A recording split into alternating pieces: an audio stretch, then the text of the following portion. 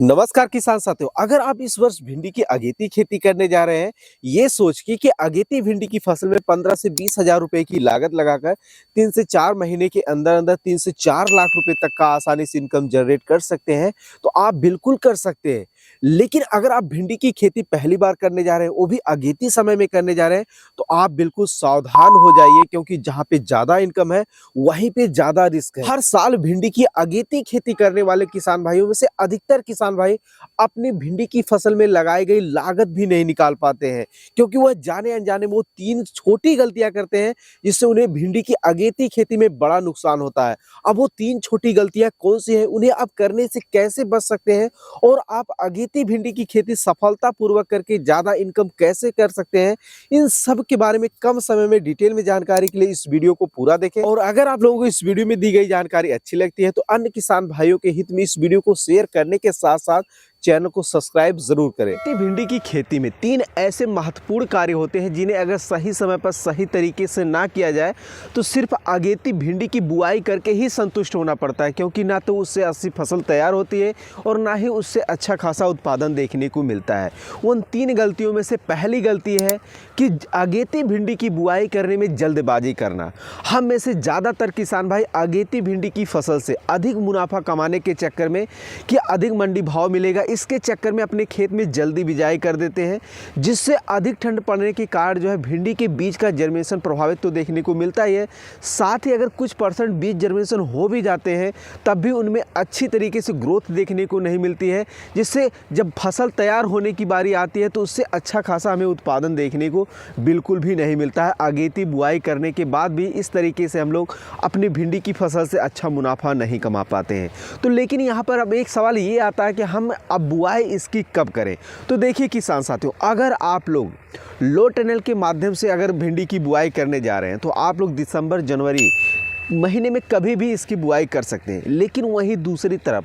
अगर आप लोग ओपन फील्ड में अपने खेत में जो है भिंडी की बुआई करने जा रहे हैं, तो आप लोग अपने एरिया के मौसम को देखते हुए 15 जनवरी के बाद से जो है अगेती भिंडी की बुआई शुरू कर सकते हैं। अब क्यों कर सकते हैं? क्योंकि भिंडी की जो फसल होती है वह एक गर्म वातावरण वाली फसल होती है। भिंडी के बीज में अच्छे से जर्मिनेशन और छोटे पौधे में अच्छी ग्रोथ के लिए एरिया का तापमान कम से कम 18 से 25 डिग्री सेल्सियस होना अनिवार्य है। अगर आप लोग ओपन फील्ड में जो है अगेती भिंडी की खेती करने जा रहे हैं, तो आप लोग जो है 15 जनवरी के बाद से ही बुआई शुरू करें, पहले ना करें, अन्यथा आप लोगों की जो फसल है वो ख़राब हो जाएगी। ये तो थी पहली गलती जो आप लोगों को भिंडी की अगेती बुआई करते समय बिल्कुल भी नहीं करनी है। दूसरी गलती है कि अच्छी क्वालिटी के बीज का चयन ना कर पाना। हम में से ज़्यादातर किसान भाई आज के समय में भी अपने खेतों में भिंडी की अगेती बुआई जल्दी करने के चक्कर में कोई सा भी मार्केट से बीज लाते हैं और अपने खेत में बिजाई कर देते हैं। नतीजा उनमें रोग बीमारी की समस्या ज़्यादातर देखने को मिलती है और फसल से उत्पादन भी कम देखने को मिलता है।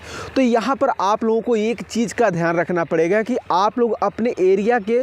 प्रचलित हाइब्रिड किस्मों का चुनाव करें, क्योंकि देसी किस्मों की अपेक्षा हाइब्रिड किस्में ज़्यादा उत्पादनशील होती हैं और उनमें रोग बीमारी की जो समस्याएं आती हैं वो भी कम देखने को मिलती है। तो आप लोग जल्दबाजी बिल्कुल भी ना करें, 10 दिन लेट बुआई करें, लेकिन अच्छी क्वालिटी के ही बीज की बुआई करें। कई बार ऐसा भी होता है कि ज़्यादातर किसान भाई जानते भी हैं कि ये वाली बीज जो है बहुत ही अच्छी होती है, लेकिन उनके नज़दीकी मार्केट में वो बीज सही से यानी फिर जल्दी से या समय पर ना उपलब्ध होने के कारण वो चाहे जो भी वैरायटी होती है कोई सी भी वैरायटी की बुआई कर देते हैं, जानते हुए कि ये वाली वैरायटी नहीं वो वाली वैरायटी अच्छी है, लेकिन समय पर उपलब्ध ना होने के कारण जो है वो दूसरे बीज की बुआई कर लेते हैं। यहाँ पर भी आप लोगों को नुकसान देखने को मिल जाता है। लेकिन अगर आप जानते हैं कि वो वाली वैरायटी अच्छी है, अगर आपके एरिया में वो वाली वैरायटी नहीं मिल रही है, तो आप लोग ऑनलाइन मार्केट का सहारा भी ले सकते हैं। ऑनलाइन मार्केट से खरीद करके आप लोग भिंडी की बिजाई करें, क्योंकि बीज पे ही निर्भर करता है कि आप लोग अपनी फसलों से कितना अच्छा उत्पादन ले पाएंगे।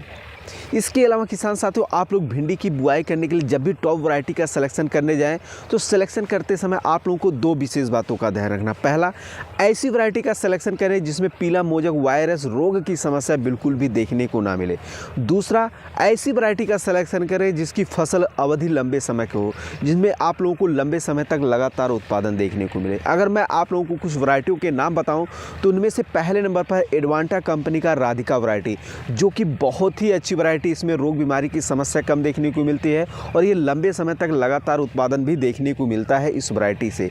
दूसरे नंबर की किसान साथियों जो वैरायटी है वह है नामधारी कंपनी का NS 862। यह भी बहुत ही अच्छी वैरायटी है। इसको भी मैं पिछले 2-3 वर्षों से लगा रहा हूँ। इसकी जो हाइट होती है वो ज़्यादा नहीं होती है और नज़दीक फल लगने की वजह से इनमें फल की मात्रा ज़्यादा रहती है और इनमें भी रोग बीमारी की समस्या बहुत ही कम देखने को मिलती है। इसके अलावा किसान साथियों आप लोग BSF कंपनी का सिंघम वैरायटी का भी सिलेक्शन कर सकते हैं। ये भी बहुत ही अच्छी वैरायटी है। इसमें जड़ों से कई शाखाओं का फुटाव होता है और सभी शाखाओं में जो है पर्याप्त मात्रा में भिंडी फल लगते हैं, जिससे भिंडी की फसल में जो है रोग बीमारी समस्या ना लगते हुए बहुत ही अच्छा खासा उत्पादन देखने को मिलता है। इसके अलावा भी मार्केट में बहुत सी वैरायटियाँ जो कि हैं अच्छी हैं, लेकिन उसके बारे में सभी किसान साथियों को पता नहीं है। तो आप लोग जो वैरायटी लगाते हैं उससे आपको कैसा उत्पादन मिलता है, ये चीज़ें आप लोग कमेंट्स में मेंशन कर सकते हैं, जिससे हमें जानकारी होने के साथ साथ हमारे साथ जो भी किसान साथी जुड़े हुए हैं इस वीडियो को देख रहे हैं उन्हें भी उस वैरायटी के बारे में अच्छी जानकारी मिल सके।